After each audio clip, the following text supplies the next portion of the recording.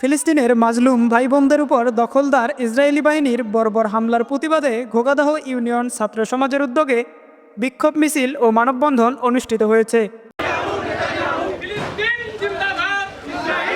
আজ বিকেল 5টায় ঘোগাদহ বাজার পায়রা চত্বরে এ কর্মসূচি অনুষ্ঠিত হয়।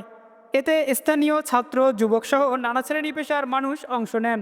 বিক্ষোভ মিছিলটি বাজারের বিভিন্ন সড়ক প্রদক্ষিণ করে পায়রা চত্বরে এসে শেষ হয়। বক্তারা ইসরায়েলের গণহত্যার তীব্র নিন্দা জানিয়ে বলেন, ফিলিস্তিনের নিরপরাধ মানুষের রক্ত ঝরানো বন্ধে বিশ্ব সম্প্রদায়কে কার্যকর পদক্ষেপ নিতে হবে।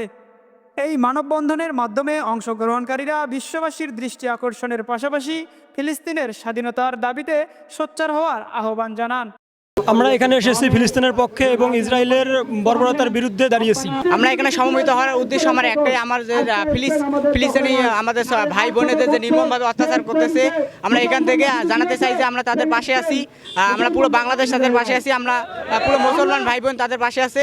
আমরা আজকে এই মানববন্ধনের মূল কারণ হচ্ছে ইসরায়েল যে ফিলিস্তিনের উপর গণহত্যা চালাচ্ছে তার প্রতিবাদে আমরা এখানে দাঁড়িয়েছি। আজকে আমরা দাঁড়িয়েছি ফিলিস্তিনির যে হামলা হচ্ছে, ছোট শিশু রক্ষা পাচ্ছে না, তার প্রতিবাদে আজকের এই ছাত্র সমাজের উদ্যোগে গণমিছিল শেষে আমরা দাঁড়িয়েছি। এটা গভীরভাবে আমরা জাতিসংঘকে নিন্দা জানাতেছি।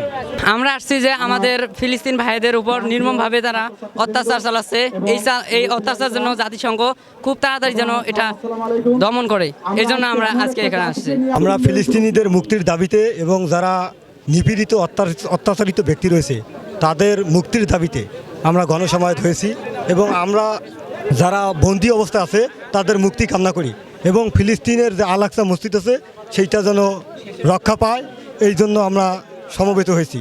ইসরায়েল আমাদের ফিলিস্তিনি ভাই বোনদের উপর অনেক আক্রমণ করছে, এটা অন্যায়ভাবে করছে, কিন্তু জাতিসংঘ যেখানে প্রতিষ্ঠিত হয়েছে শান্তি চুক্তির জন্য, যদি দুইটা দেশের মধ্যে যদি যুদ্ধ হয় তাহলে জাতিসংঘ সেখানে ভূমিকা রাখবে এবং যুদ্ধ কীভাবে থামানো যায় সেই ব্যাপারে কাজ করবে, কিন্তু জাতিসংঘ এই ব্যাপারে কোনো উদ্যোগ নেয় নাই।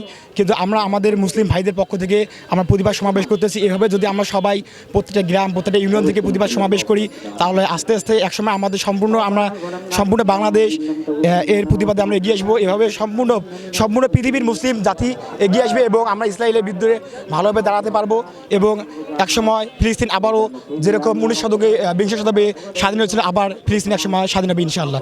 আব্দুল্লাহ আল আমিন, ডেস্ক রিপোর্ট, তৃণমূল।